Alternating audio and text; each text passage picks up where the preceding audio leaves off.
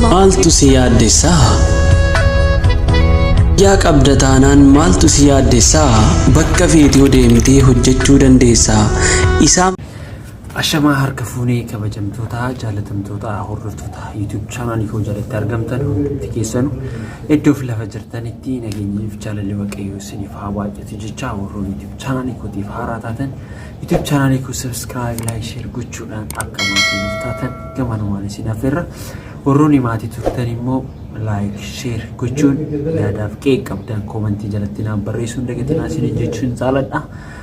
Akkuma beekamu baadiyaan jira. Haalli jireenyaa kanatti nu balleessee dhiifama nuuf godhaa viidiyoo lakkisee hin beeku akkasumas immoo gama laayiviitiin illee dhufaa hin jiru. Haaluma jireenyaatu nu balleessee namoonni hedduun girmaa maaltaalee baddee rakkootu jira jechanii na gaafatan guddaa naaf galatooma. Homaa rakkoon hin jiru haaluma jireenyaatu nu balleessee. So har'a viidiyoo tokko barnoota isiniif ta'a kan jedhu isiniif qabadhee dhufeera. Akka viidiyoo kanarraas barnoota guddaa argattan abdiin qaba. Amma dhumaatti akka daawwattan gamanumaan isin affeera. Egaa akkuma beekamu wantoota isin barsiisan qabannee dhufuudhaan kan turru waan gaarii isiniif qabannee dhufuudhaafi. Kanaaf mee viidiyoo kanarraa akka barattan abdiin qaba. Viidiyoon kunis akkuma beekamu jireenya biyya ormaa keessatti wanta hedduutu nama mudata. Mudannoo san keessaa immoo mudannoo salphaadha jettee kan hin dhiifne kan keessi si dhiisisuu hin feene akka dhiiftus immoo kan eeyyamamaa hin taane. Dhibee akkasiisantu nama yookiin immoo biqiltuu ta'e obboleettii keenyarra gahee ummata kanaaf barnoota ta'a jedhee akkaan nama tokko ta'anii waa hedduu irraa baradheera viidiyoo sanarraa. Waan ta'uu qabu gootitti tawaahidoo jedhee moggaasee jiraa mucattii tanaa jechuudha. Kana yoo jedhu namni kamuu biyyaan baatti kan baqatu eenyummaa ofii jibbee, amantii ofii jibbee, namummaa ofii jibbeeti miti. Har'arra borurra har'a jireenya koo geeddaree jireenya gaarii jiraadhee anis warra koos geeddaree biyya koos geeddaraadha malee eenyullee eenyu gad ta'eetii miti kan biyya ormaatti imalu yookiin immoo eenyummaa isaa san jibbee yookiin amantii isaa san jibbeetii miti kan biyyaan baatti baqatu nan jijjiirama nan geeddarama. Sunis immoo kan geeddaramu dafqa isaa xab godhee kaffaltii isaaf kaffalamuudhaan. Kanarra darbee immoo wantoonni poliitii keenyarraa qaqqabe maalidha yoo jettanii viidiyicha daawwannee walitti deemnaa yaada qabu achirratti isiniif ibsa. Viidiyoo kana hamma dhumaatti osoo daawwattee komentii takka naaf barreessinaa na faana tura. maaltu si yaaddessaa? Yaa qabda taanaan maaltu si yaaddessaa? Bakka feetee deemtee hojjechuu dandeessaa. Isaan fayyaa hin qabne kan qaamni godoluu manaa gadi. Ani amantiin kiyya haga kana waaqa kiyya ni jaaladha nan amana. Kanaafuu amantaa kiyya kana baasee irraa deemuu hin danda'u jecha jedhu ture.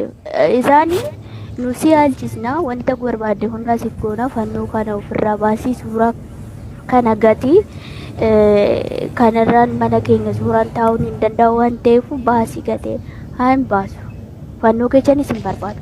Damooza kiyya ji'a lamaatis fudhadha.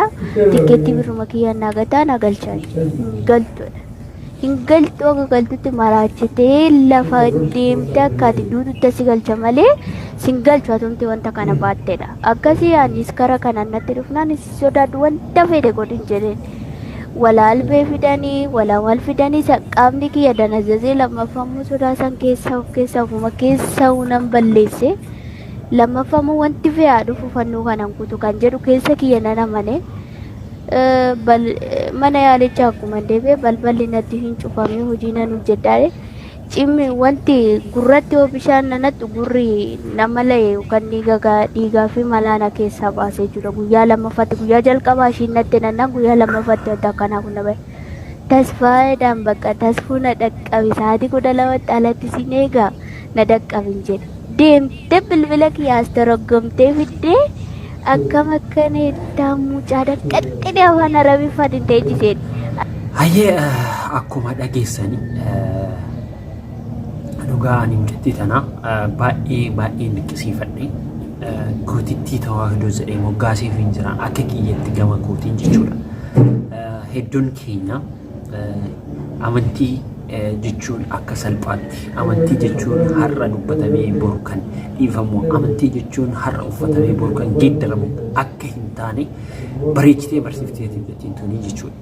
Yoo irraa barattan ta'e kuni baay'ee amantii Ortodoksii tawaahidoo qofaa miti kan ilaallatu. Abbaan fi amantii barbaade hordofuu mirga qaba. Amantoota biraas yoo taatan jechuudha. Amantii biraallee yoo taatan amantii keessanii eenyummaa keessanii irratti hin qoosina.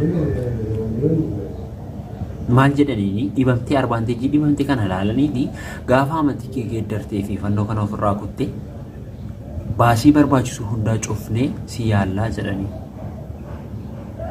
Eenyummaa keessan geeddaruudhaaf jireenya keessan geeddaruudhaaf amantii keessanii eenyummaa keessanii biyya keessanii hin qoosina.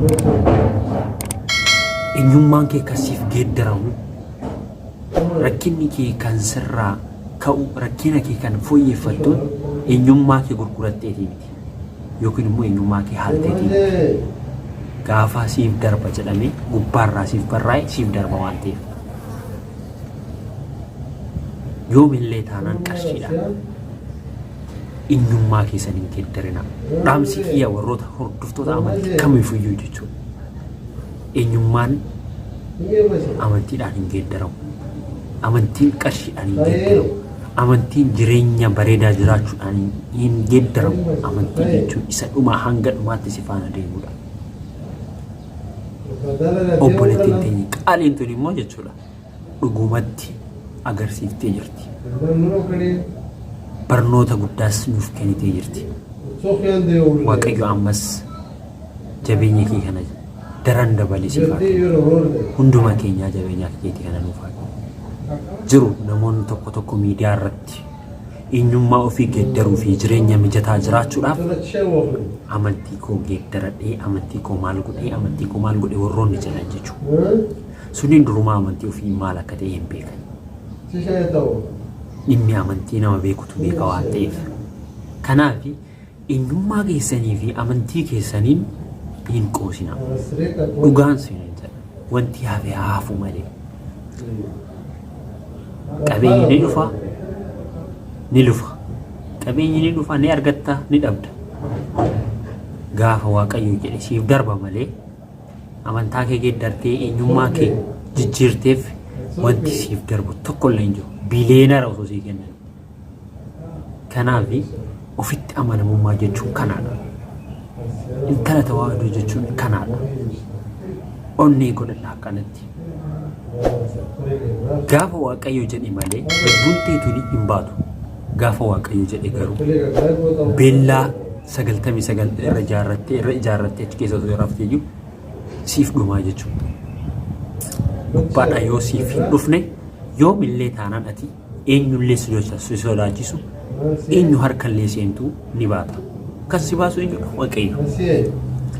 Kanaaf viidiyoo kanarraa akka barattan abdiin qaba. Dhaamsi kiyyaadhuma warroonni amantaa biraas hordoftan akkasumas immoo hordoftoonni amantaa Ortodoksii illee kamuyyuu amantaa keessanii eenyummaa keessanii qoosina. Wanni fe'ee haala dhugaa irratti Waaqayyo isin gargaara waan ta'eef. Kanaaf viidiyoo kanarraa akka barattan abdiin qaba. Koomantii naaf barreessaa. Yaada keessan as jalatti akkanaaf qoodan barbaada. Sheer godhaa. Maaliif namni hedduu irraa barachuu qaba jechuudha viidiyoo kanarraa. Innaa obboleettii teenya immoo yeroo ammaa kanatti maktaba isheetti deebitee gara biyya isheetti imaluudhaaf taasisaa jirti. Imala taasisaa jirti achi baatee jirti. Waaqayyo gargaaree jechuudha. Kanaaf turtii hammoonaan afaan gootaniif guddaanaaf galatooma. Hamma viidiyoo biraatiin walitti deebinutti turtii gaarii qabaadha. Warra YouTube chaanalii kanaaf haaraa taatan YouTube chaanalii keenya subscribe, like, share gochuun dagatinaa affeerraa keenya hamma viidiyoo biraatiin walitti deebinutti turtii gaarii.